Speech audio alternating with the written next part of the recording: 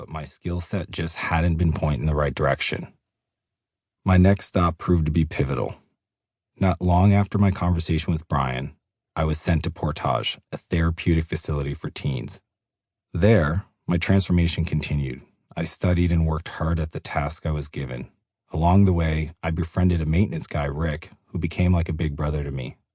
One day, I was helping Rick clean out one of the abandoned cabins when I found a book on Java programming sitting next to an old computer.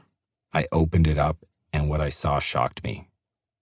I'd always thought computer programming would look like hieroglyphics or incomprehensible lines of complex math equations. But this read like plain English, and it spoke to me. So I powered up the computer and typed in commands, following simple lists of instructions from the first chapter of the manual. Minutes later, the program ran and these words appeared. Hello, world. That was it. Something just clicked for me. Here was a way to create a set of instructions that allowed me to get the same reliable and predictable results every single time.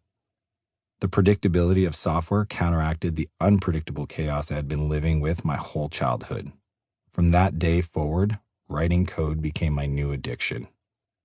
I soon found myself obsessed with designing software and systems. Even today, when I teach clients to create systems for their companies, it's a huge thrill to help people turn chaos into predictability. At the time, I was naively proud of myself. I didn't realize that Hello World is the first lesson in every beginner's programming book. With unfounded confidence, I dove headfirst into this new advent, the internet. I took the same skills that got me into trouble my entire childhood and pointed them full force towards entrepreneurship. In fact, my chaotic childhood proved perfect for the world of self-employment. The unknown just didn't scare me. I opened my first legitimate business, a vacation rental site called Maritime Vacation, in 1998 when I was just 18. At 21, I started my second business, NB Host, a hosting company for web applications. Entrepreneurship had redeemed my life and given me direction. But there was one problem. I only knew one thing, GSD, get shit done. Work hard, make money, stay out of trouble, day after day. Until my first two companies failed, miserably. I hadn't learned how to work well with other people or value my time. But starting businesses was in my blood, and I knew it. So I powered on, starting my third company, a software firm called Spheric Technologies, in 2004. There, my hard work began to pay some dividends, at least professionally. I was working 15 to 18 hours a day, which produced 150% year-over-year growth, while simultaneously tanking my personal life. For months shy of my wedding day, on a seemingly normal day when I'd been working since the crack of dawn, I came home late in the evening to find a very upset fiancé.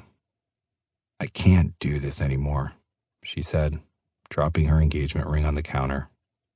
Apparently, my once future wife thought that if I wanted to spend my life with her, I actually had to spend time with her. Although I didn't realize it at first, my two failed businesses and my failed relationship all had one thing in common, me. And at the heart of my problems was my GSD mentality, which blinded me to everything else. I knew I needed to find a better way to run my businesses and my life. Little did I know, the seed to my solution had already been planted. A few years before my fiancé had left, I'd already started reading more business books. I'd picked up the audiobook version of Love is a Killer app by Tim Sanders. After reading it, or rather listening to it, the whole book, I thought, wow, I just downloaded 20 years of life experience for $20 in a few hours of my time.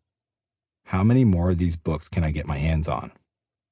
After that, I started devouring the classics, such as How to Win Friends and Influence People by Dale Carnegie, Think and Grow Rich by Napoleon Hill, and The 7 Habits of Highly Effective People by Stephen Covey. These books had helped my business run more smoothly, but it wasn't enough. I needed to run my life differently. I needed systems that would supercharge who I am, an entrepreneur, while also helping me be a good person. Losing my fiancé was the wake-up call I needed to get serious about finding a true, holistic life solution. I kept reading, searching, and experimenting. I found